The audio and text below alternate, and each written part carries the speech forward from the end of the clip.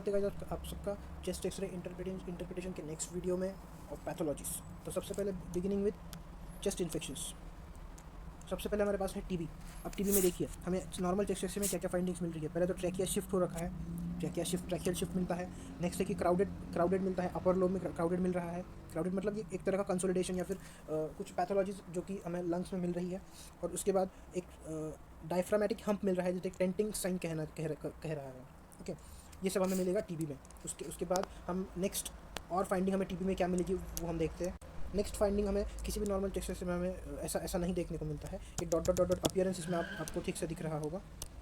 ये dot dot dot dot appearance जो है इसे कहते हैं मिलरी टीबी। तो ये भी एक तरह का टीबी है और इसे नोडुलेटेड टीबी या फिर मिलरी टीबी कहते हैं, जो कि एक्सरे में आप इजीली इसे डायग्नोस कर सकते हैं।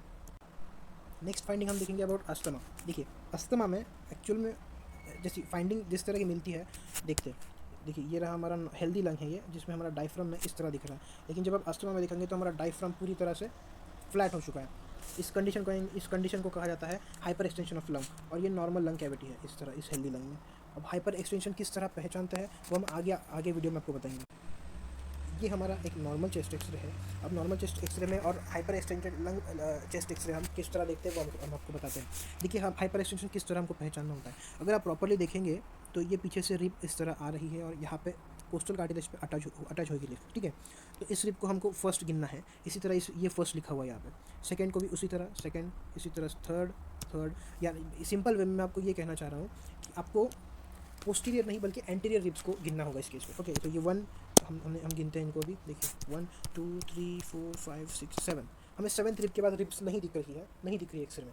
तो अभी जब 7th रिब तक एंटीरियर रिब्स हमें दिखेंगी तो ये एक नॉर्मल लंग कहला जाएगा। लेकिन जब भी इस 7th या 8th रिब से आगे हमें रिब्स दिखने लगती है, anterior ribs, I am talking about only anterior ribs, जब सिर्फ एंटीरियर रिब्स दिखने लगेंगी एक नॉर्मल चेस्ट एक्सरे में, तो उसे कहा जाएगा हाइपर एक्सटेंडेड लंग। एक बात और आप लोग याद रखेंगे कि जो हाइपर एक्सटेंशन ऑफ लंग्स है वो हमेशा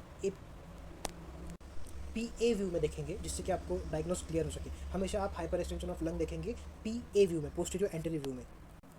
नेक्स्ट हमारा टॉपिक है कैल्सिफिकेशन। अब कैल्सिफिकेशन के केस में हमें क्या फाइंडिंग मिलती है वो देखते हैं चेस्ट एक्सरे में। तो हम जब पैथोलॉजी ऑफ कैल्सिफिकेशन देखते हैं इन चेस्ट एक्सरे, तो हमें आप देख सकते हैं यहाँ पे एक राउंडेड मास दिख रहा है। ये सबसे पहले तो ये मास दिख रहा है और इसके अंदर एक मास दिख रहा है। इसे ये एक फाइंडिंग है fungal ball, most common in case of aspergilloma के केस में सबसे कॉमन फाइंडिंग इस तरह आपको चेस्ट एक्सरे में मिल सकती है।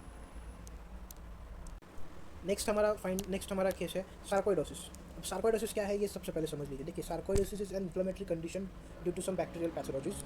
अब सार्कोइडोसिस में होता क्या है, मोस्ट ऑफ द केसेस में जो हमारे लिम्फ नोड्स होते हैं, मोस्टली जो यहाँ की एरिया में जो भी लिम्फ नोड्स प्रेजेंट होते हैं, ये लिम्फ नोड्स इन्फ्लेट होते हैं, इन्फ्लामेशन होता है इनका, और वो इन्फ्लामेशन हमें चेस्ट एक्सरे में इजीली फाइंड होती है, जिस तरह की आप देख सकते हैं ये राउंड जो यहाँ पे दिख रहा है,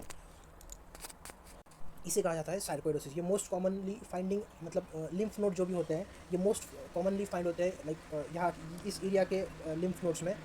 और कभी कभार आपको अदर एरिया के lymph node, for example cervical lymph nodes, inguinal lymph nodes, axillary lymph nodes, ऐसी सिचुएशन में आपको जगह लोकेशन पे मिल सकते हैं। और यहाँ पे हमारा चेस्ट एक्सरे इंटरप्रिटेशन वीडियो की लास्ट वीडियो खत्म होती है और सीरीज़ भी खत्म होती है। Keep studying, have studying. Thank you guys.